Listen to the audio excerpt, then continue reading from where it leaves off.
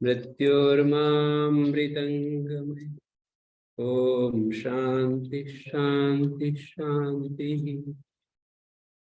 विवेक चूड़ामणि कक्षा 57 और श्लोक संख्या है 345।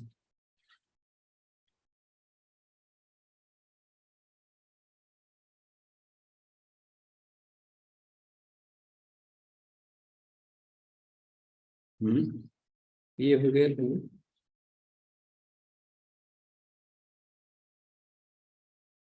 344 हो गए थे। 345 हो गए। विक्षेप शक्ति विजयो विषमो विधातुम निःशेषमावरण शक्ति निवृत्त्य भावे दृग्दृश्ययो स्फुट पयोजलवद् विभागे नस्य तदा वर्णमात्मनि च स्वभावात् निसंशयेन भवति प्रतिबंध शून्यो निक्षेपणं नहि तदा यदि चेत् प्रसार्थे। ये नहीं हुआ। अहम बुद्ध्या मोहिन्या योजयित्वा वृतेर्बलात् विक्षेप शक्ति पुरुषम विक्षेपयति तद्गुणे। ये भी शायद नहीं हुआ। 344 मोहित कर देने वाली अहम बुद्धि। मोहिन्या अहम बुद्ध्या अपनी आवरण शक्ति के बल से आवृतेर बलात् विक्षेप शक्ति तद्गुणै पुरुषम योजयित्वा विक्षेपयति। आवरण शक्ति के बल से तद्गुणई उसके गुणों के द्वारा पुरुष को विक्षिप्त कर देती है। पुरुष जब अनात्मा में आत्मबुद्धि करता है तो आत्मा का स्वरूप तिरोहित हो जाता है। अनात्मा मानी शरीर, अनात्मा मानी प्राण, अनात्मा मानी मन, अनात्मा मानी बुद्धि, अनात्मा मानी आनंदमय कोश, अनात्मा मानी स्थूल शरीर, अनात्मा मानी सूक्ष्म शरीर, अनात्मा कारण शरीर, अनात्मा मानी ये सारे दृश्य जगत, सारा दृश्य जगत। अनात्मा मानी सारा, मन भी, बुद्धि भी, शरीर भी, इंद्रियां भी, प्राण तत्व सब अनात्मा है। बाहर की चीजें भी अनात्मा हैं। गाय घोड़ा जो शरीर है वो भी अनात्मा है। मकान, कोठी, कार, बंगला सब अनात्मा है। कभी कभी हम बाहर के साथ अनात्मा को मैं के रूप में देखते हैं, फिर हम शरीर में तो आ ही जाते हैं मैं के रूप में देखते हुए।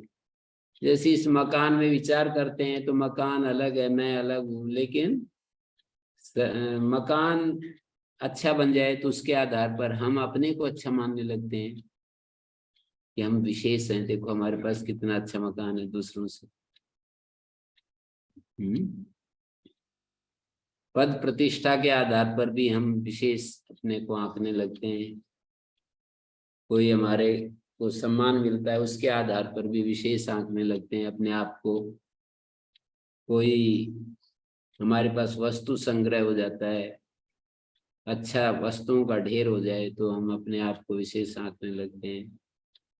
कोई योग दर्शन पढ़ने पढ़ाने लग जाए तो उसके आधार पर विशेष आंकने लग जाए कि मैं तो योग शास्त्र पढ़ा रहा हूँ। कोई विवेक चूड़ामणि पढ़ाए तो इसके आधार पर अपने आप को विशेष आंकने लग जाता है। तो ये सब अनात्मा है। कोई भी हम पढ़ा रहे हैं, कोई काम कर रहे हैं, वो सब अनात्मा के माध्यम से ही हो रहे हैं ना। आत्मा तो केवल शांत स्वरूप है। इस प्रक्रिया में ये समझने की बात है। वो तो महर्षि ध्यान की प्रक्रिया में वो यूं कहेंगे कि आत्मा ही कर रहा है, ये तो सारी जड़ चीजें ये क्या करेंगी। उस प्रक्रिया में आत्मा ही करता है, आत्मा ही सब कुछ कर रहा है, ऐसा कहेंगे। पर यहाँ तो सारा जो क्रियाएं मात्र, क्रिया मात्र है, सब अनात्मा की है। आत्मा में तो कोई क्रिया नहीं होती है, अनात्मा में क्रिया होती है। और अनात्मा में ही अहंकार भी अनात्मा का ही रूप है। माने किसी चीज की, कोई भी जड़ चेतन वस्तु को लेकर अपने आप का मूल्यांकन करना, ये सब अनात्मा के द्वारा ही मूल्यांकन है। मानी अहंकार के द्वारा हम अपना मूल्यांकन करते हैं कि मैं ऐसा हूं, मैं वैसा हूं। उनको बता देते आ जाते।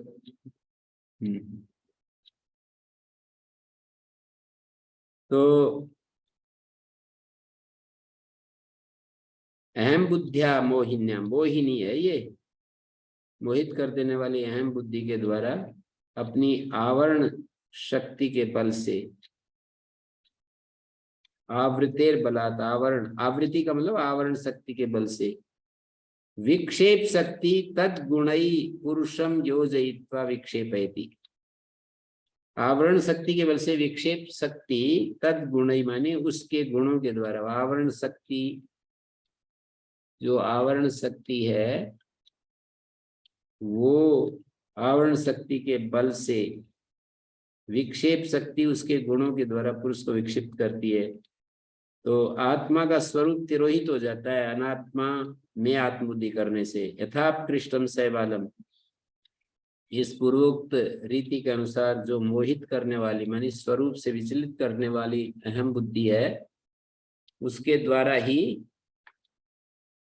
पुरुष को उसमें प्रवृत्त करने वाली आवरण शक्ति से, मतलब स्वस्वरूप को ढक देने वाली शक्ति से, ये जो उसमें प्रवृत्त करने वाली आवरण शक्ति है, स्वस्वरूप को ढक देने वाली शक्ति से बलपूर्वक भ्रम परंपरा को उत्पन्न, संकल्प काम आदि वृत्तियों को भी उत्पन्न करने वाली ये विक्षेप शक्ति, संकल्प है, कामना है, इन वृत्तियों को भी उत्पन्न करने वाली जो विक्षेप शक्ति है, उसके गुणों से मानी संकल्प आदि रूप अपने कार्यों के द्वारा पंडित पुरुष को विक्षिप्त कर देती है, आत्मा से दूर करके बहिर्मुख बना देती है। आवरण शक्ति को हटाए बिना विक्षेप शक्ति वापस आ जाए, ऐसा करना। आवरण शक्ति तो तमस है, विक्षेप शक्ति रजस है। तो आवरण शक्ति से स्वस्वरूप को ढक दिया आवरण शक्ति ने, तमस ने, फिर बलपूर्वक अन्यथा ग्रहण हो जाएगा और फिर उससे संकल्प काम आदि वृत्तियों को भी उत्पन्न कर देगी वो। रजोगुण शांति है, तमोगुण को जब तक शांत नहीं करेंगे तब तक रजोगुण शांति है। हाँ, तमोगुण तो करना ही पड़ेगा, रजोगुण को भी अलग से शांत करना पड़ेगा, तमोगुण को भी। पहले शुरुआत तो तमोगुण, जिसमें रजोगुण है वो तमोगुण तो है ही वहां, इसलिए वो एक श्लोक में नीरजस तमा ऐसा कहा है, चरक का एक श्लोक में, रजस रहित, बोले तमस का तो नाम ही नहीं लिया, बोले रजस जब हट गया तो तमस तो हट ही गया। आप्त पुरुष की परिभाषा देते हुए चरक में कहा नीरजस तमा, वे होते हैं नीरजस, मतलब रजस रहित रहते हैं। तो फिर प्रश्नकर्ता ने प्रश्न किया कि रजस को ही हटाने की बात कही है, तमस तो नहीं कहा, तमस तो बोले रजस को हटा दिया, इसका मतलब तमस को भी हटा दिया। नहीं, रजस को किसी ने हटा दिया तो इसका मतलब तमस को भी हटा चुका है वो। ऐसा नहीं है कि रजस रजस हट गया, तमस तो बच रहा है। तो साथ साथ ही ये काम करते हैं। जब पूर्ण रूप से निवृत्ति की बात आएगी ना, तो रजस यदि पूर्ण निवृत्त हो गया तो तमस तो पूर्ण निवृत्त हो ही गया।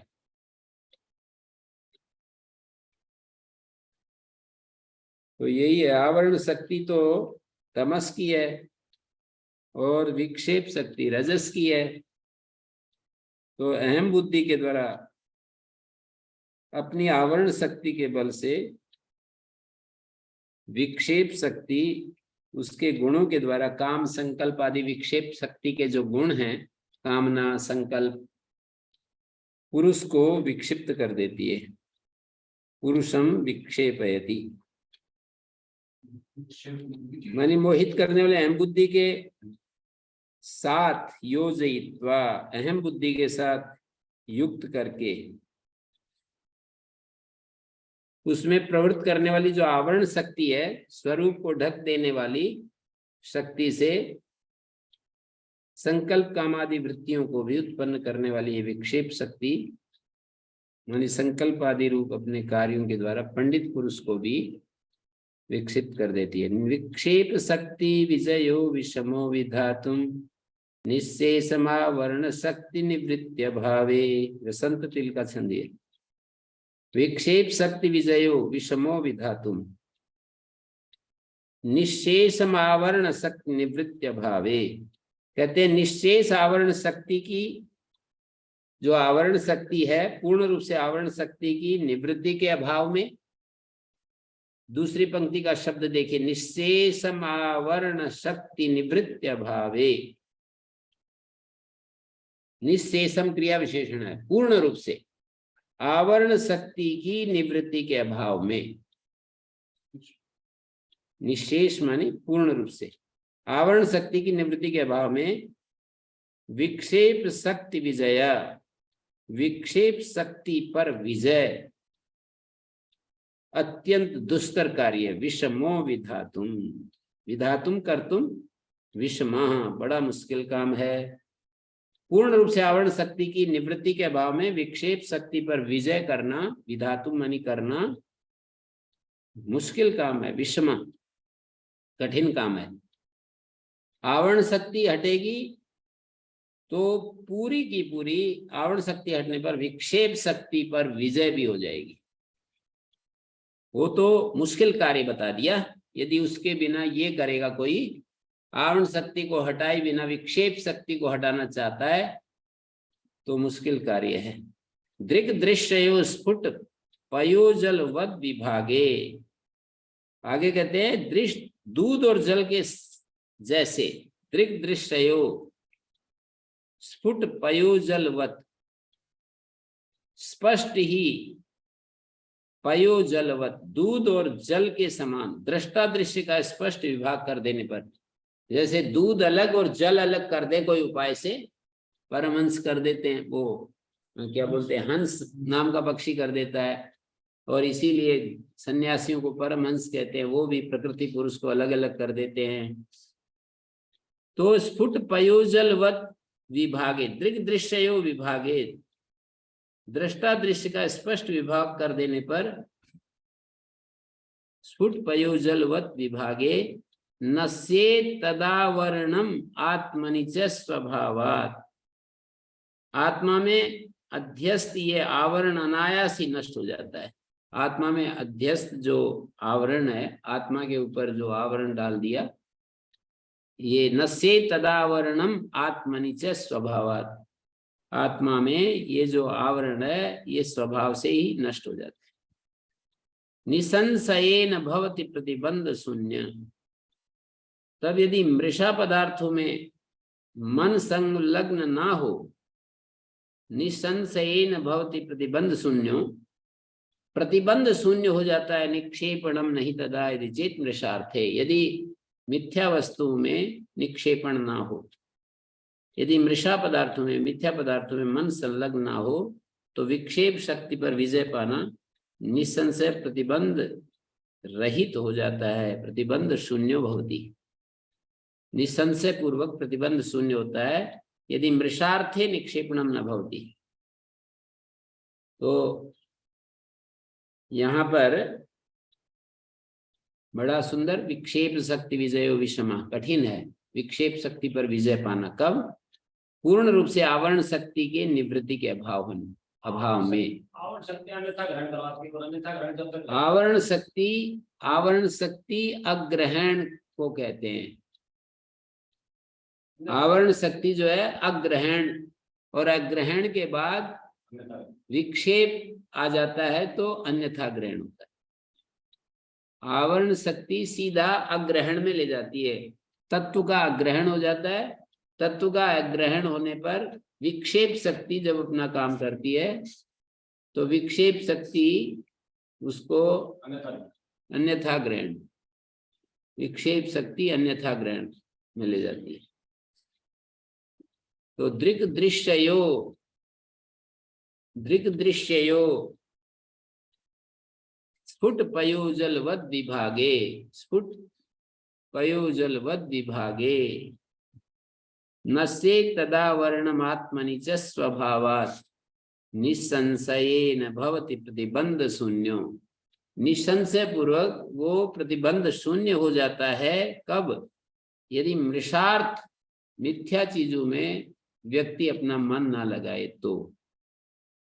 निक्षेपणम नहीं तदा यदि चेत मृषार्थे, मृषार्थ में यदि मिथ्या वस्तु में अपना मन न लगाए तो पुरुष आवरण शक्ति का पूर्ण रूप से बात नहीं करेगा। जब तक आवरण शक्ति मानी अपने स्वरूप को छिपाने वाली जो शक्ति है, हम हैं तो चेतन स्वरूप पर मानते हैं शरीर, हम हैं तो चेतन स्वरूप मानते हैं मन, बुद्धि, इंद्रियां।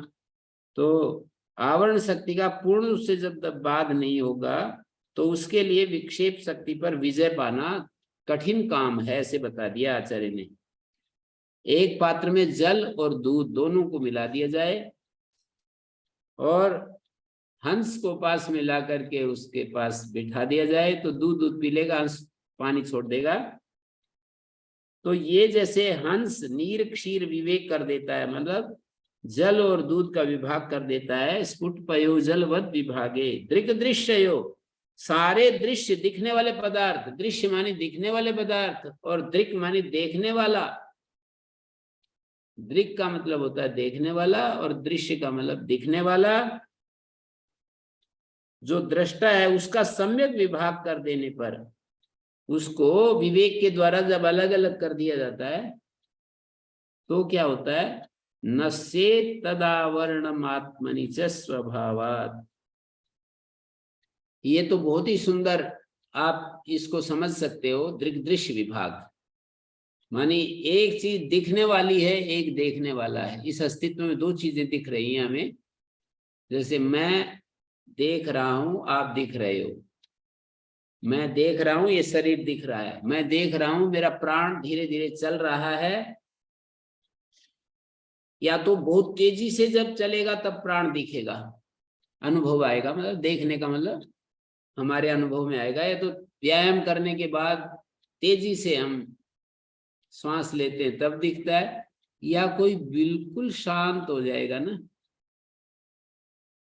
बिल्कुल स्थिर हो जाए, शांत, तो उस समय भी श्वास की गति दिखने लगती है, अनुभव में आने लगती है। दिखने का मतलब आप पर प्रयोग करके देखना। जब आप बिल्कुल शांत हो जाएंगे, स्थिर हो जाएंगे, तो नासिका के पास धीरे धीरे नासिका से स्पर्श करता हुआ वायु आपको दिखेगा, अनुभव में आए। बिल्कुल स्थिर हो जाएं, बिल्कुल एकदम। तो जैसे प्राण दिख रहा है तो मैं प्राण नहीं हूं। हड्डी पसली दिख रही है तो मैं देखने वाला उससे अलग हूं। पंचभूत दिख रहे हैं तो पंचभूतों से मैं अलग हूं। पेड़ पौधे दिख रहे हैं तो पेड़ पौधा से मैं अलग हूं। सूरज चांद धरती आसमान दिख रहे हैं तो मैं उससे अलग हूं। भूमि में तरह तरह के फल फूल औषधियां दिख रही हैं तो मैं उससे अलग हूं। ऐसे ही सुख मुझे दिख रहा है, जब मेरे को चैन होता है तो सुख दिख रहा है तो सुख से मैं अलग हूं। दुख दिख रहा है तो दुख से अलग हूं। कभी कभी भय होता है तो भय से मैं अलग हूं। भय दिख रहा है ना, अनुभव में आता है कि मेरे को हृदय धड़क रहा है, मतलब कोई अचानक कोई जैसे कुछ आ जाए ऊपर तो दिखता है ना एकदम से। जैसे आपके चुपचाप बैठे हुए हो, पीछे चूहा आकर के इसमें घुस जाए कमीज में, तो फिर वो आप सोचोगे क्या आ गया। जबकि आप यहाँ बैठे हो, कोई कोमल सी चीज, जैसे एक महात्मा जी होते थे वहां पर पतंजलि योग पीठ में, तो एक दिन मैं तो पढ़ा रहा था ऐसे इसके पोडियम के ऊपर, वो पीछे से आकर धीरे से मेरे पैरों को ऐसे छुआ। मैंने कहा कि यहाँ सांप कहाँ से आ गया एकदम, हैं? जबकि मैं तो ऊपर था उसमें छत पर, वहां सांप का क्या मतलब, पर संस्कार के कारण से सांप महसूस होने लगा। तो ये दिखने वाली, उसके कारण से भय हुआ, तो भय दिखता है। सुख दिखता है, ईर्ष्या दिखती है। जैसे कि किसी विरोधी व्यक्ति की प्रशंसा हो रही हो तो हमारे को अंदर जो है परेशानी उत्पन्न होने लगती है। तो ये ईर्ष्या जो होगी ना, अंदर ही अंदर ईर्ष्या होती है, जलन होती है। किसी व्यक्ति के जो हमारा कभी हानि कर दी, हमारा विरोध किया, उस व्यक्ति को देख करके ईर्ष्या होती है। और कोई व्यक्ति हमारी हानि कर दी, उसका दुख हो रहा है, कष्ट हो रहा है, मतलब तो खुशी होती है अंदर ही अंदर, ये इसी लायक था, इसके साथ अच्छा हो रहा है। तो ये हमारे को पता लगता है इन सब चीजों का है? तो जो चीज हमारे अनुभव में आए वो हम नहीं होते। ये बड़ी सुंदर शैली है उपनिषदों की। जो हमारे अनुभव में आ जाए वो हम नहीं होते। ये शरीर हमारे अनुभव में आता है तो हम शरीर नहीं है पक्का। साधन हमारे अनुभव में आते हैं, ये मकान, ये जितने भी ताम झाम सब हमारे अनुभव में आते हैं तो वो हम नहीं होते। इस तरह से दृक् दृश्यो स्फुट पयोजलवत विभागे, स्पष्ट ही दूध और पानी के अलग कर देने पर नशे तदा वर्णमात्मनि च स्वभावात्, वो आवरण जो है, वो आवरण भी अपनी आत्मा में जो हमने आरोपित कर लिया था वो नष्ट हो जाता है। निस्संशयेन भवति प्रतिबंध शून्य, और प्रतिबंध शून्य हो जाता है उस समय, निसंशय प्रतिबंध से रहित हो जाता है। मृषा पदार्थों में मन यदि ना लगा हुआ हो, ये जो मृषा पदार्थ होते हैं ना, माने मिथ्या पदार्थों में मन यदि अनात्मा में संलग्न ना हो, अनात्मा में आसक्त ना हो, तो फिर ये निसंशय पूर्वक प्रतिबंध शून्य हो जाता है। ऐसा विवेक सम्यक ज्ञान के द्वारा ही प्राप्त हो सकता है। इसको 346 नंबर श्लोक में कह रहे हैं। प्रतिबंध शून्य का इसमें प्रतिबंध शून्य जो कोई ऐसी कर्म क्या है? प्रतिबंध शून्य हो जाता है। कौन? प्रतिबंध रहित हो जाता है वो साधक। निसंशयन प्रतिबंध शून्य भवति विक्षेप शक्ति विजय, विक्षेप शक्ति पर विजय प्राप्त करने वाला प्रतिबंध शून्य हो जाता है। मृषा पदार्थों में मन संलग्न हो तो विक्षेप शक्ति पर विजय पाना, विक्षेप शक्ति के ऊपर नियंत्रण पाना, प्रतिबंध शून्य हो जाता है। निसंशय प्रतिबंध से रहित हो जाता है। विक्षेप शक्ति पर विजय प्राप्त करना, ये इसके साथ जुड़ जाएगा। विक्षेप शक्ति पर विजय प्राप्त करना, प्रतिबंध शून्य हो जाता है। तो सम्यक विवेका स्फुट बोधजन्यो विभज्य दृश्य पदार्थ तत्वम छिनत्ति माया कृतमोह बंधम यस्माद् विमुक्तस्य पुनर्न संसृति। असंदिग्ध बोध के द्वारा उत्पन्न जो सम्यक विवेक है, असंदिग्ध बोध होना चाहिए। संदिग्ध बोध, अपरोक्ष ज्ञान, एक परोक्ष ज्ञान होती है। जैसे कि हम सर इसमें शास्त्र के द्वारा आप सुन रहे हो और मैं बोल रहा हूं, और मान लीजिए आपको आत्मा का ज्ञान हो भी जाए, हम यूं कहेंगे कि भाई जो देखता है वो आत्मा है, जो दिखती है, वो जो चीज दिखती है वो आत्मा नहीं है। तो इससे बोध तो हो रहा है। देखने वाला आत्मा होता है, दिखने वाला आत्मा नहीं होता है। जो जो भी दिखे वो आत्मा नहीं है। तो इस प्रक्रिया से हमको एक ज्ञान तो होता है, पर वो अपरोक्ष ज्ञान नहीं होता आत्मा का। वो शब्दों के साथ जो ज्ञान हुआ है वो अपरोक्ष ज्ञान नहीं होता है। और अपरोक्ष ज्ञान हमारी मनुष्य जीवन की बड़ी बड़ी जो समस्याएं होती हैं, दुख की, शोक मोह की, ईर्ष्या द्वेष की, निषेध वर्ग हमारे ऊपर जो अपना काम कर रहा है, हावी है, ये मनुष्य जीवन की बड़ी समस्याओं का समाधान नहीं कर पाता अपरोक्ष ज्ञान जब तक नहीं होता है। एक परोक्ष ज्ञान होता है, एक अपरोक्ष ज्ञान होता है। परोक्ष ज्ञान का मतलब शब्दों के माध्यम से जो हमें ज्ञान होता है वो परोक्ष ज्ञान होता है। और वो परोक्ष ज्ञान ह्यूमन लाइफ की जो मूल समस्याएं हैं, great problems of the human life, can't be sold, वो उनका समाधान नहीं किया जा सकता है, ऐसा समझ लीजिए। तो इन्होंने क्या कहा, स्फुट बोधजन्य सम्यक विवेक, स्फुट बोध से उत्पन्न होने वाला जो सम्यक विवेक है वो दृग दृश्य पदार्थ तत्व, दृग और दृश्य पदार्थ के तत्व को अलग कर मायाकृत मोह बंधन को काट डालता है। दृग और दृश्य पदार्थ के तत्व को अलग करके दृग पदार्थ और दृश्य पदार्थ का जो तत्व है उसको अलग करके छिन्नति मायाकृत मोह बंधम, मायाकृत मोह बंधन को काट डालता है। कौन काट डालता है? सम्यक विवेक। जो स्पष्ट बोध से पैदा हुआ है सम्यक विवेक, वो माया के द्वारा जो मोह बंधन है उसको दृश्य पदार्थ तत्व को अलग करके मायाकृत मोह बंधन को काट डालता है। यस्मात् विमुक्त से पुनर्न संस्थिति, जिसके कारण विमुक्त से मुक्त हुए पुरुष का पुनः जन्म नहीं होता है, पुनः संसरण नहीं होता है, जन्म मरण संसार फिर प्राप्त नहीं होता है। न स पुनरावर्तते, न स पुनरावर्तते। दूध में से निकाला हुआ घी पुनः दूध नहीं होता ना, दूध में से निकाला हुआ घी फिर दूध थोड़ी बन जाएगा, घी। इसी प्रकार स्वप्रकाश आनंद स्वरूप आत्मा को प्राप्त हुआ मन, स्वप्रकाश आनंद स्वरूप आत्मा को जो मन प्राप्त हो जाता है पुनः अनात्मा में आसक्त नहीं होता। स्वप्रकाश मतलब यूं कह रहे हैं, दूध के साथ एक ही भूत भी कर लो ना, मक्खन जो निकाल दिया, कितना ही कोशिश कर लो, अब दूध के जैसा वो आपको ऐसे उल्टा सुल्टा करोगे, ऐसे ऐसे ऐसे ता करके गर्म करके, फिर भी वो वैसा नहीं होता, दिखता है साफ है। एक बार ऐसे करके रख दो, 2 मिनट में आपको फिर वैसा वैसा, और वैसे भी तिरता रहता है।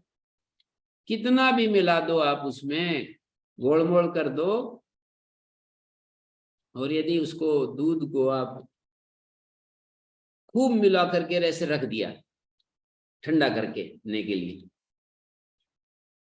तो आप देखोगे 3-4 घंटे में घी ऊपर फिर मिलेगा जमा हुआ। फ्रिज में रख दीजिए, सारा घी अलग दिखेगा। तो ऐसे ही दृष्टांत दिया जाता है महापुरुषों के द्वारा कि जो अलग हो जाता है ना, माया बंधन से अलग हो जाता है, फिर माया में नहीं फंसता उसका मन।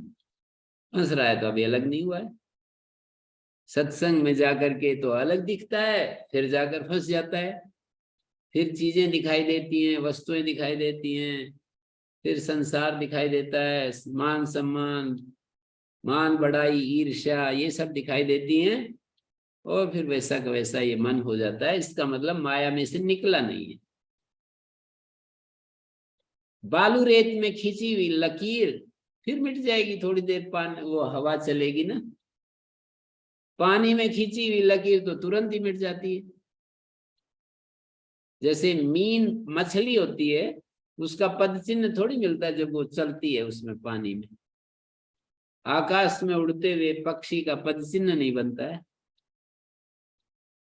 तो ऐसे ही हम जितनी देर सत्संग में रहते हैं, शास्त्र के संपर्क में रहते हैं, हमारा मन इस माया से अलग हो जाता है। लेकिन जैसे ही यहां से उठे, वैसे ही फिर वैसा का वैसा वही समस्याएं फिर घेर लेती है, वो की वो स्थिति फिर आ जाती है। तो इसका मतलब अभी निकला नहीं है, अपरोक्ष ज्ञान नहीं हुआ है। अभी केवल शब्दों के माध्यम से तो हमने पहचाना है कि आत्मा वो है जो देखने वाला है, आत्मा वो है जो जानने वाला है, अनुभव करने वाला है। सर्वानुभू आत्मा, आत्मा सबका अनुभव करने वाला है। ये इतना बड़ा दर्शन है इसका उपनिषद साहित्य का कि जो सबका अनुभव करे वो आत्मा, जो अनुभव में आए वो दृश्य, अनात्मा। दृश्य कह लो अनात्मा कह लो, एक ही बात है। जो अनुभव में आए वो अनात्मा, जो अनुभव करे वो आत्मा। मतलब शांत होकर के धीरे से अपने भीतर अनुभव करना पड़ेगा। धीरे से शांत होकर के अपने स्वरूप का अनुभव करना पड़ेगा। जो अनुभव में आए वो दृश्य, वो अनात्मा, जो अनुभव करे वो आत्मा। ये सूत्र यदि पकड़ लिया सारा, और इस सूत्र को पकड़ करके बस काम करना शुरू कर दे कोई, निरंतर इसी में लीन रहे, एक ही सूत्र जो है ब्रह्म प्राप्त करा देगा, अहम ब्रह्मास्मि तक पहुंचा देगा यही सूत्र। अहम ब्रह्मास्मि की स्थिति क्या होगी? केवल ज्ञान मात्र शेष रहेगा, दृश्य जो है विलय हो जाएगा।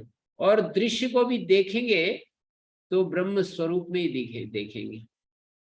दृश्य के का अपना रूप गायब हो जाएगा, विशेष रूप गायब हो जाएगा। दृश्य का एक सामान्य रूप होता है, एक विशेष रूप होता है। दृश्य का सामान्य रूप तो ब्रह्म स्वरूप है, और विशेष रूप तो जो कोई कुछ है, कोई कुछ है, कोई कुछ है, ऐसा है। तो हमने आपको बताया सर्वम खलु इदम ब्रह्म। हम पढ़ रहे थे, इसमें व्याकरण में एक बात आई कि कारण और कार्य का अभेद मान करके, जैसे एक सूत्र पर व्याख्यान किया और उसमें ये दिखाया कि कभी कभी हम ये दिखाते हैं, जब ये बारिश होती है ना, तो बोलने वाला कहता है कि भाई बारिश हो गई तो धान खूब अच्छे हो जाएंगे। तो दूसरा कहता है अरे क्या बोल रहा है, धान खूब अच्छे हो जाएंगे, यूं बोल कि बारिश हो गई तो धान हो ही गए हैं। बारिश अच्छी हो गई, अनाज बरस रहा है, सब बोलते हैं, पर बारिश अच्छी हो गई तो धान हो गए। तो यहाँ पर एक बात कही कि ये जो है कारण को कार्य के रूप में विवक्षित कर लिया। वर्षा का जो काल है वो कार्य के साथ एक करके बोल दिया। वर्षा के काल को हेतुभूत जो वर्षादि का काल है वो कार्य में देख लिया। कारण से कार्य रूप दया विवक्षित, कारण को ही कार्य रूप में विवक्षित कर लिया। तो जब हम रोज ये बात आती रहती है सर्वम खलविदम ब्रह्म, का मतलब कारण को कार्य रूप में देख रहे हैं। ये जो है कार्य ही है सारा जगत, और कारण को कार्य के रूप में देख रहे हैं। और जब हम कहते हैं नेति नेति, मेरा ये भी स्वरूप मेरा नहीं है, ये भी स्वरूप नहीं है, तो वहां पर व्यतिरेक का प्रयोग करना पड़ता है। वो तो अन्वय है, अभी सब कुछ ब्रह्म ही है। कारण को कार्य के रूप में देख करके सर्वम खलु इदम ब्रह्म, और ये भी मैं नहीं, ये भी नहीं, ऐसा करते करते जो दिख रहा है उस सब का निषेध करने के बाद जो बचता है वो आत्मा है। शुद्धतम रूप को पहचानने के लिए हम अपने शुद्धतम को नेति नेति का प्रयोग करेंगे, और कारण कार्य के रूप में यदि हम देख रहे हैं चीजों को तो ब्रह्म ही कह सकते हैं इस पूरे अस्तित्व को, सर्वम खलु इदम ब्रह्म। ये बात कुछ समझ में बैठ रही है? प्रश्न करो, यदि प्रश्न उठता है तो प्रश्न करो। हैं? मेरे सामने नहीं, ताम झाम ढीले हो जाते हैं।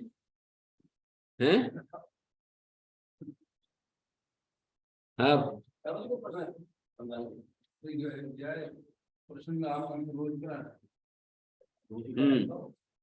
नहीं प्रश्न तो कर सकते हो, हम मना नहीं करेंगे। तो यहाँ पर ये सम्यक विवेक का स्फुट बोधजन्य, बोधजन्य जो सम्यक विवेक है, दृग दृश्य पदार्थ तत्व को विभाग करके मायाकृत मोह बंध का नाश कर देता है, और फिर विमुक्त हुआ पुनः संसार सागर में नहीं पड़ता। जैसे घी दूध से अलग हुआ फिर घी में तद्रूप नहीं होता है, ऐसे ही आत्मा फिर जो है बस मुक्त हो गया तो हो गया, फिर जन्म मरण का चक्र समाप्त। अभी जन्म मरण का चक्कर है तो अलग हुआ नहीं है, ये समझना पड़ेगा। तो ऐसा हमें कोशिश करनी पड़ेगी, बहुत ज्यादा कोशिश करनी पड़ेगी। मतलब एक कोशिश होती है कि दुनिया में मैं कुछ करके दिखाऊं, एक कोशिश ये होती है। मतलब सबसे मुख्य जो कोशिश है आदमी की वो यही है कि दुनिया में मैं कुछ करके दिखाऊं।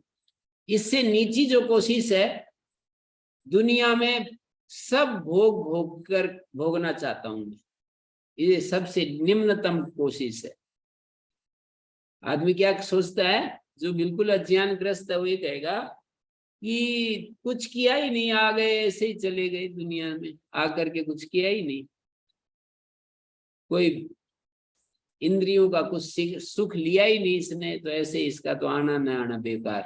बहुत बुद्धिमान समझता है अपने को ये स्टेटमेंट देने वाला, इतना ज्यादा होशियार अपने को मान रहा है जो ये स्टेटमेंट दे रहा है ना, अपने को इतना ज्ञानी अनुभव कर रहा है। अरे ये तो इनका तो आना ही बेकार है, ये तो कुछ इन्होंने तो किया ही नहीं है,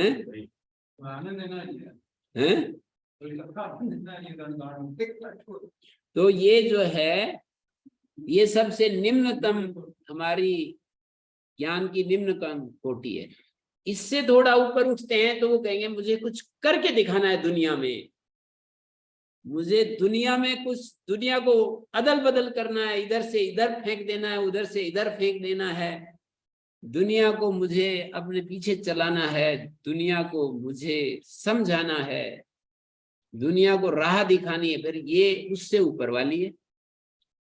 इससे भी ऊपर वाली जब स्टेज आती है तो कहता है मुझे अपने को जानना है, हैं?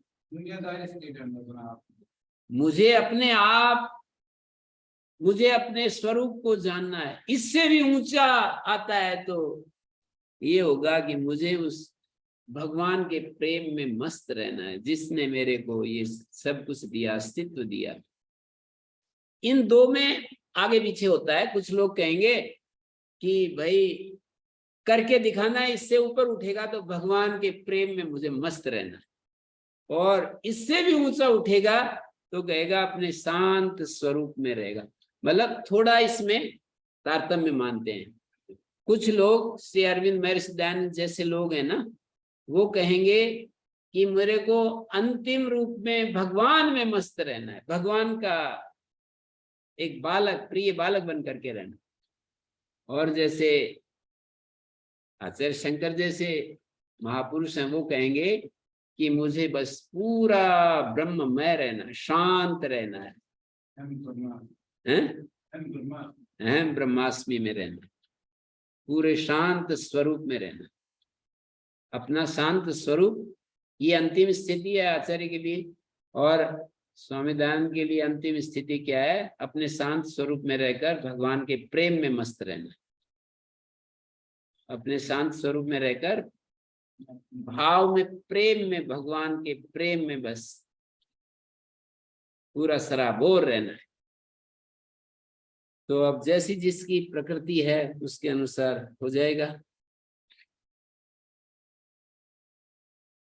हाँ जी, किसी का कोई प्रश्न है तो पूछते जाएं, कोई बात नहीं, पूछ भी सकते हैं, मैं तो तैयार बैठा हूं। हाँ, फिर अगला श्लोक 347। इस पहले वाले श्लोक के चतुर्थ पाद का, यस्माद् विमुक्ता स पुनर्न संसृति, विमुक्त होएगा फिर जन्म नहीं होता, इसको ही विवरण दे रहे हैं। परावरई, हाँ जी, गुरुजी कल जो बात चल रही थी बुद्धि के ऊपर मन का नियंत्रण, मन के ऊपर बुद्धि का, तो उसमें ये ऐसा भी समझ सकते हैं कि जब हम कहते हैं बुद्धि के ऊपर मन का नियंत्रण है तो रज और तम सत्व पे हावी हो गए, और जब बुद्धि जी का जी, मन पे है तो सत्व के ऊपर रज और तम, मतलब ऐसा भी? नहीं, बुद्धि का नियंत्रण मन के ऊपर है तो सत्व जो है, सत्व जो है वो रजोगुण तमोगुण के ऊपर हावी हो गया। जी और यदि मन का बुद्धि पर नियंत्रण है तो रजोगुण में जो भावनाएं और जो इमोशंस जो काम कर रहे हैं ना, वो बुद्धि के ऊपर, सत्व गुण के ऊपर। तो गुरुजी जो मतलब मन का, भावनाएं हैं, मन जी मन जब शुद्ध हो जाता है तो फिर तो नियंत्रण की कोई बात ही नहीं। मन पूरा जी शुद्ध हो गया, प्योर हो गया, तो जी उसमें तो फिर कोई ऐसे गलत इमोशंस उठेंगे ही नहीं, सही भाव उठेंगे। प्रेम का भाव, सर्व सुहृद भाव, सबका कल्याण हो, सर्वे भवन्तु सुखिनः, सर्वे सन्तु निरामया। ये हमारा जो मन है ना, शुद्ध मन के अंदर ये भाव उठते हैं। सबका भला हो, सब आनंदित रहें, सब प्रेम में रहें, सब सुखी रहें। लेकिन जब हमारा मन अशुद्ध होता है तो अपने लोगों का हम अपने लोगों को सुखी देखना चाहते हैं, अपने लोगों को ही अच्छा देखना चाहते हैं। पिछले जी वाला। गुरुजी, ये जो भावनाएं हैं ये मतलब किस में आएंगी? बुद्धि के स्तर हाँ पे जी। होती है, मन के स्तर पे? जो भावनाएं उठती हैं मन में हाँ, वो बुद्धि के स्तर पे होती हैं, बुद्धि के अंतर्गत आएंगी या मन में उठती हैं वो मन भावनाएं? भावनाएं मन में उठती है, बुद्धि देखती है। चाहे अच्छी भावनाएं हो चाहे गलत, सब तरह की भावनाएं मन का ही हो। वो तो ज्ञान के अनुसार हमारे मन के प्योरिटी, इम्प्योरिटी, मतलब मन के स्वच्छ और अस्वच्छ के आधार पर भावनाएं उठेंगी। मन यदि हमारा पवित्र, जैसे बुद्धि पवित्र होती है, मन पवित्र होता है, प्राण पवित्र होते हैं, शरीर पवित्र होता है, ऐसे ही ये भी पवित्र होता है ना। हमारा जो मन है वो भी पवित्र अपवित्र होता है ना। मन के पवित्र होने से भावनाएं अपवित्र होंगी, मन के पवित्र होने से भावनाएं पवित्र होंगी। रहने दो, कोई नहीं। प्राण कैसे पवित्र होता है गुरुजी? प्राण तो हमारी ऊर्जा है, इंद्रियों को ही प्राण कह देते हैं। जी गुरुजी।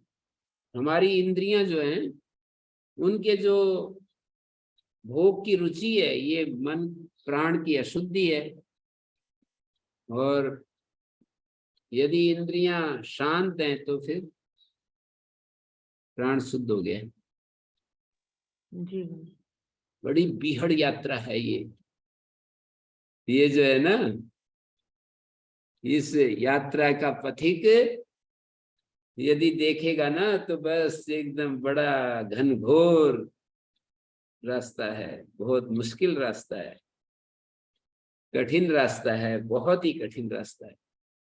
इसीलिए कह दिया है कि दुर्गम पथस्तत् कवयो वदंती, क्षुरस्य धारा निशिता दुरतया। क्षुरे की धार जैसा है, बहुत कठिन काम। मतलब सत्संग में बैठे रहे ना 24 घंटे, किसी महापुरुष के पास ऐसी परिस्थिति नहीं होती है कि वो 24 घंटे जो है ना, वो मेरे को कहते रहते हैं राजा राम जी और अपने गोपाल जी कहते रहते हैं कि हम रात दिन आपके साथ काम कर सकते हैं, रात दिन, पर आप साथ में रहने चाहिए।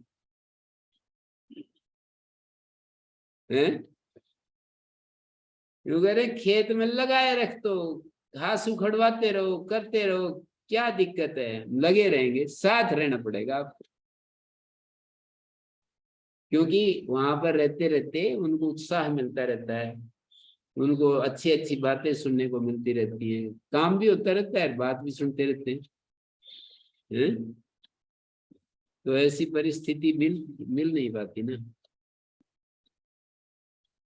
किसी महापुरुष के पास हम ऐसे निरंतर उसके अंग संग में रहें, निरंतर वो, मतलब बस उसके साथ ही रहें। जैसे कि श्री अरविंद के साथ वो चंपक लाल थे ना, सारी जिंदगी, 18 साल का लड़का गया था, 18-20 साल का, और कितने साल तक पता नहीं,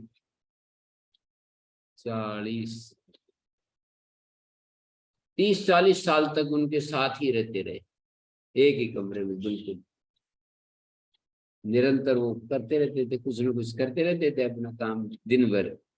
कहीं सफाई कर रहे हैं, कहीं कुछ कर रहे हैं, कहीं कुछ कर रहे हैं, आराम से, बहुत ही व्यवस्थित थे, बहुत ज्यादा व्यवस्थित थे।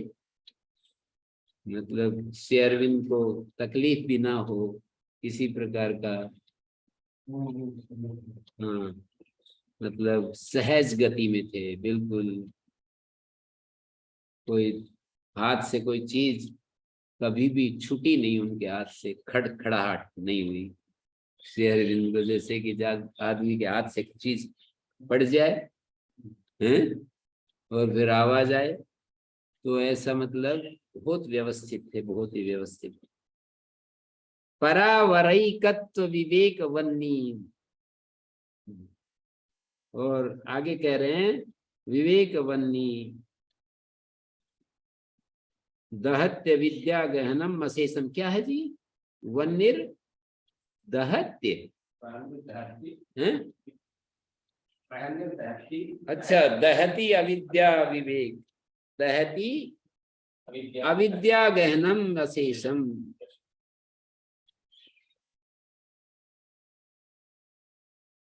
किं स्यात् पुनः संसरणस्य बीजम अद्वैत भावम समुपेयुषोस्य। कहते हैं पर और अवर का जो एकत्व है, ईश्वर और जीव का जो एकत्व ज्ञान है, अग्नि अविद्या रूपी वन को पूर्ण रूप से जला देती है। अविद्या गहनम अशेषम, संपूर्ण, गहन कहते हैं वन को, अविद्या गहन को जला देती है।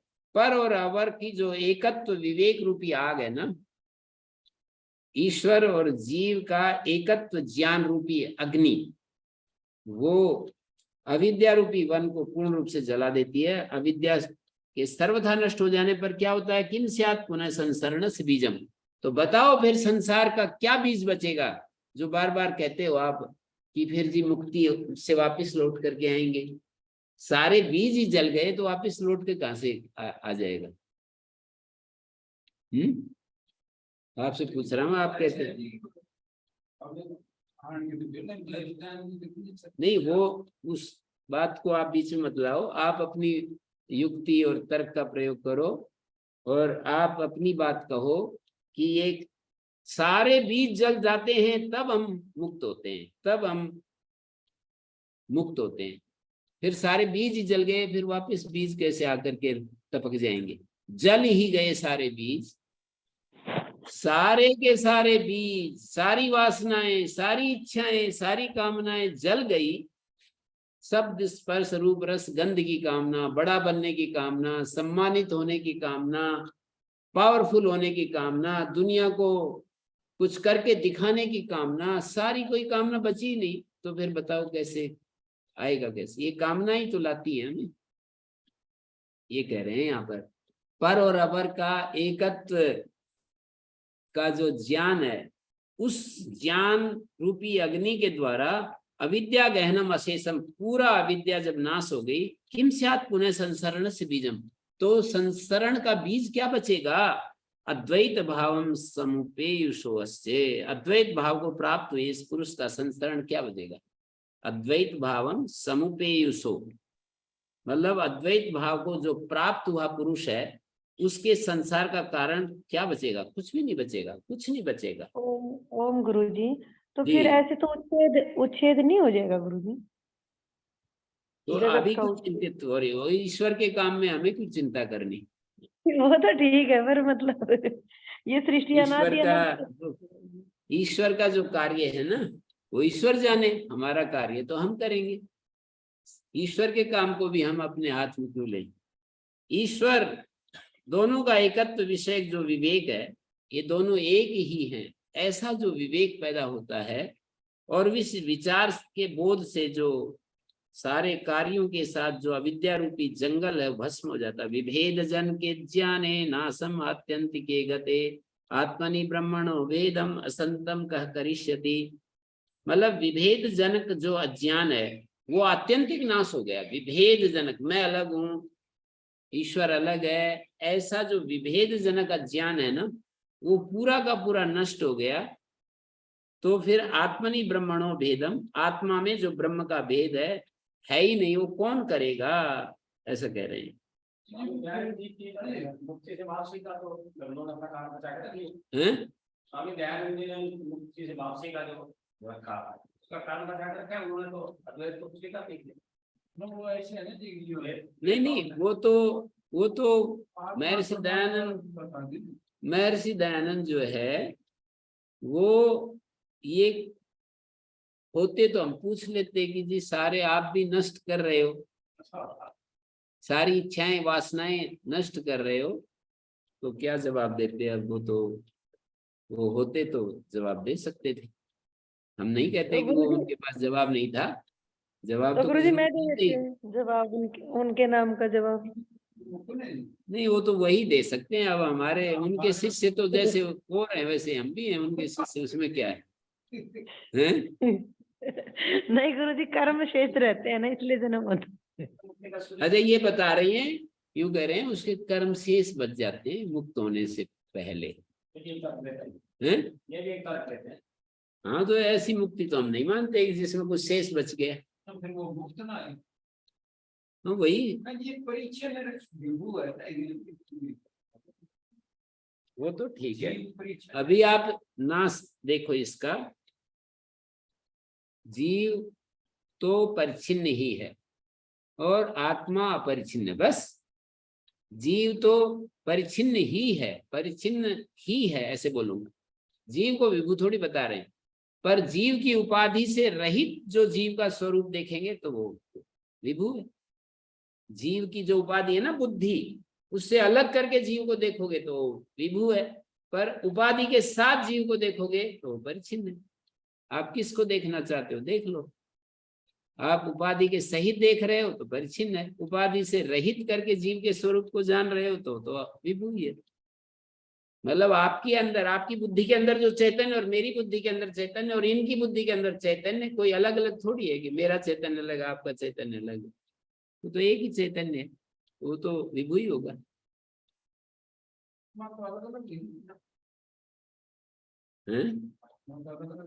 आत्मा अलग नहीं है, बुद्धियां अलग अलग है इस अद्वैत दर्शन के अनुसार। द्वैत दर्शन, इस दर्शन के अनुसार कह रहा हूं।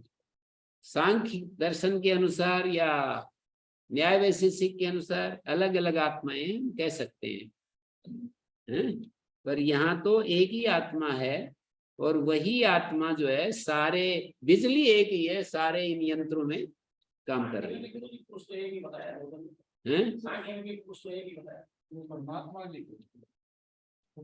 तो ये देखिए, वेद रहित ब्रह्म भाव को निरंतर साक्षात करते हुए देह आदि में आत्मबुद्धि करना जो संसरण है, भ्रम है, वो बीज नष्ट हो गया है। अब वो कैसे, अज्ञान के नष्ट होने पर देह आदि में आत्मबुद्धि कैसे आएगी? जीते जी निरंतर कई वर्ष तक ये हमारा स्वभाव में से गुजर रहे हैं कि कभी भी हमारे को तादात्म्य नहीं हुआ हमारे देह के साथ अलग। तो ये श्री कृष्ण, महर्षि दयानंद, श्री अरविंद जैसे लोग बड़े उच्च कोटि के थे कि ऐसी स्थिति में रहते थे, फिर भी कर्म होते रहते थे, इनके कर्म फिर भी कर रहे थे और ऐसी उच्च स्थिति में थे। सामान्य आदमी कर्म करेगा तो तद्रूप हो जाता है, शरीर के साथ देहात्म भाव की स्थिति आ जाता है, पैसों के साथ एक हो जाता है, वस्तुओं के साथ एक हो जाता है, गाय आदि के साथ एक हो जाता है, पदार्थ के साथ एक हो जाता है, अपने पराये के साथ एक हो जाता है। ये सब चल रहा है ना दुनिया में। सम्यक ज्ञान के द्वारा दुख रूप संसार की निवृत्ति संभव है। आवरण से निवृत्तिर्भवति च सम्यक पदार्थ दर्शनता मिथ्या ज्ञान विनाश तद विक्षेप जनित दुख निवृत्ति। आत्म वस्तु का सम्यक दर्शन हो जाने पर, सम्यक पदार्थ दर्शनता, पदार्थ दर्शन माने आत्म वस्तु का अच्छे से दर्शन हो गया तो आवरण से निवृत्ति भवती, आवरण की निवृत्ति हो जाती है। आत्म वस्तु का सम्यक दर्शन हो जाने पर आवरण का नाश हो जाता है और मिथ्या ज्ञान का भी विनाश हो जाता है। मिथ्या ज्ञान विनाशा तद्वद विक्षेप जनित दुख निवृत्ति, और उसी के समान विक्षेप जनित जो दुख है उसकी भी निवृत्ति हो जाती है। विक्षेप के कारण जो दुख होते हैं, एताभ्याम एव शक्तिभ्याम बंध पुंस समागता, आवरण और विक्षेप शक्ति के कारण ही पुरुष को बंध हुआ करता है। ये पीछे 146 नंबर श्लोक में आया, एताभ्याम एव शक्तिभ्याम। कौन सी शक्ति? आवरण और विक्षेप शक्ति के कारण ही पुरुष को बंधन होता है। पुंस समागत, तो आवरण और विक्षेप के बिना संसार रूपी बंध की प्राप्ति हो ही नहीं सकती है। तो आत्मा के यथार्थ स्वरूप को जान लेने पर तमोगुण का कार्य जो आवरण ज्ञान है उसका नाश हो जाता है, और आत्मा में आरोपित जो आवरण रूप पर्दा है वो हट जाता है। आत्मा के ऊपर आवरण जो पर्दा है वो हट जाता है। तो ज्ञान से पूर्व आत्मा में मिथ्या आरोपित कर्तृत्व आदि भाव भी विनाश को प्राप्त हो जाते हैं। ज्ञान से पूर्व आत्मा में जो मिथ्या आरोपित कर्तृत्व आदि भाव, ज्ञान होने से पहले जो आत्मा में कर्तृत्व आदि आरोपित थे ना, वो भी नष्ट हो जाते हैं। एतत्त्रितयं दृष्टं सम्यक् रज्जु स्वरूप विज्ञानात् तस्माद् वस्तु सत्वं सतत्वं ज्ञातव्यं बंध मुक्तये विदुषा। आर्य छंद है। रज्जु के स्वरूप का यथार्थ ज्ञान होने से ये तीन देखे गए हैं। एतत् त्रितयम दृष्टम सम्यक रज्जु स्वरूप विज्ञानात्, सम्यक रज्जु का स्वरूप होने के बाद ये तीन चीजें देखी गई हैं। तस्माद् वस्तु सतत्वम ज्ञातव्यम, इसलिए वस्तु के यथार्थ स्वरूप को जानना चाहिए। बंध मुक्तये विदुषा, बंध मुक्ति के लिए, विद्वान को बंध मुक्ति के लिए क्या तीन चीजें देखी गई हैं रज्जु तत्व का ठीक ज्ञान होने पर? रस्सी के आवरण की निवृत्ति, रस्सी में जो आवरण आ गया था ना उसकी निवृत्ति हो जाती है। रस्सी के ऊपर आवरण होने से रस्सी नहीं दिखाई दे रही, तो रस्सी का आवरण हट जाता है रज्जु तत्व का सम्यक ज्ञान होने पर। क्या? एक तो रस्सी के आवरण की निवृत्ति हो जाती है, और रस्सी में प्रतीत होने वाली जो सर्प भ्रांति है या कोई लकीर है या कोई धारा है उसकी निवृत्ति हो जाती है, और रस्सी में सर्प की भ्रांति होने पर उससे जो भय और चांचल्य हमारे अंदर होता था वो भी निवृत्त हो जाता है। असत वस्तु से भी भय चांचल्य आदि हो जाते यदि वो हमारी मान्यता में आ जाए।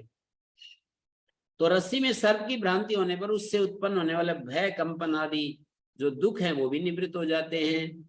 तो ये जो है रस्सी के सम्यक बोध करने की जरूरत है। आवरण हट जाएगा, मिथ्या ज्ञान हट जाएगा, विक्षेप जनित दुख आदि हट जाएंगे। आत्मा का यथार्थ ज्ञान होने से तीनों की निवृत्ति हो जाएगी। आवरण हट जाएगा, आत्मा के आवरण से आत्मा का स्वरूप ज्ञान नहीं होता, आत्मा के आवरण से कुछ दूसरी चीज ज्ञान हो रही है ना। यहाँ पर रस्सी में प्रतीत होने वाली सर्प भ्रांति भी रस्सी के ठीक ज्ञान न होने से होती है, और सर्प भ्रांति हो गई तो भय आदि भी होंगे।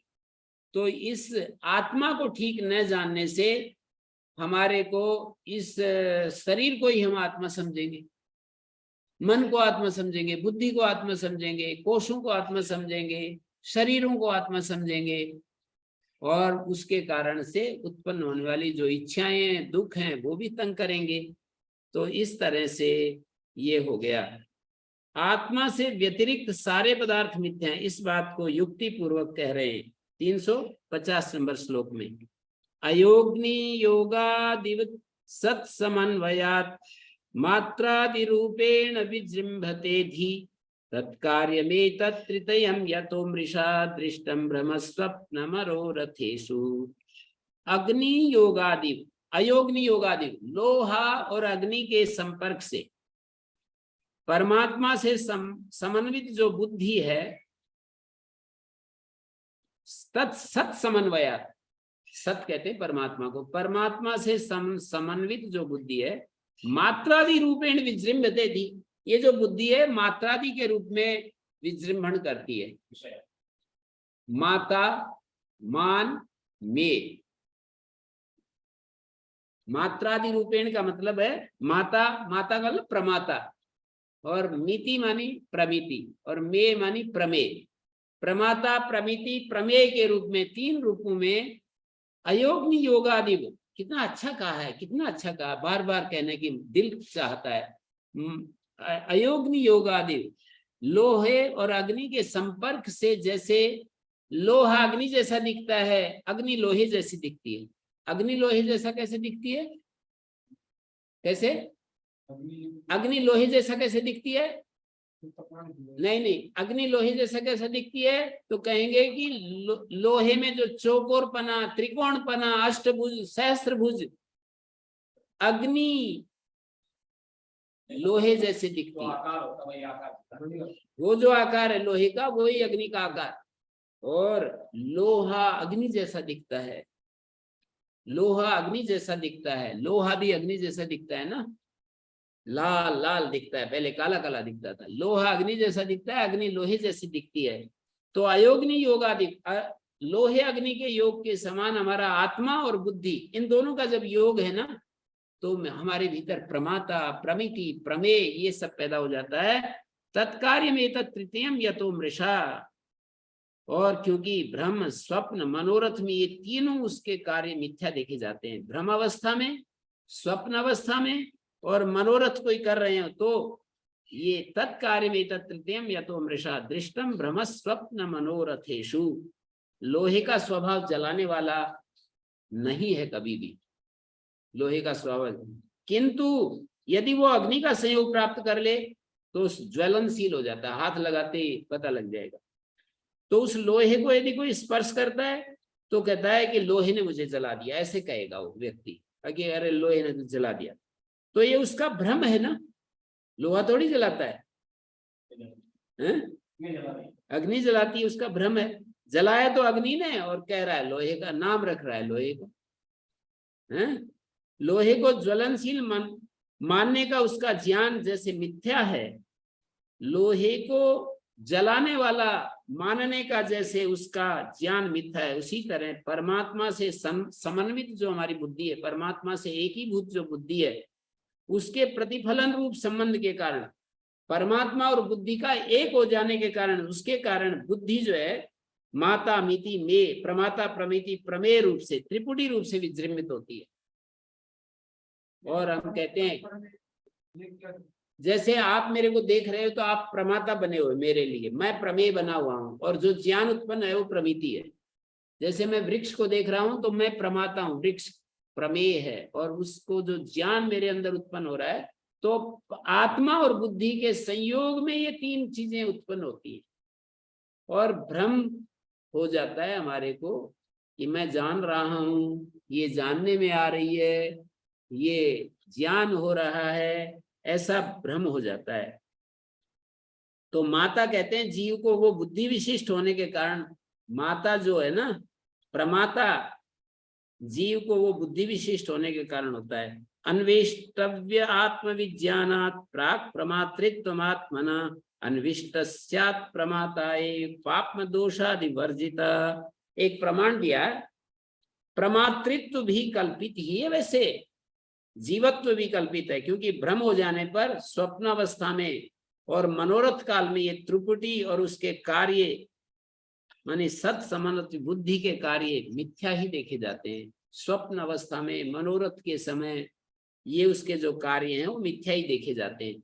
ये अद्वैत की अवधारणा को प्रस्तुत कर रहे हैं, वो दूसरे लोग इसको नहीं मानेंगे। मैं तो साफ साफ दोनों बातों को भी कह रहा हूं। तत्कार्य में तृतीयम यतो मृषा, ये उसके कार्य तीनों ही मृषा हैं। भ्रम, स्वप्न, मनोरथ में ये तीनों और उसके कार्य मिथ्या देखे जाते हैं। भ्रम के समय भी, मनोरथ के समय भी, स्वप्न के समय भी ये देखे जाते हैं। मनोरथ बैठे बैठे हम मनोराज्य में विचरण कर रहे हैं। ओम शांति शांति शांति।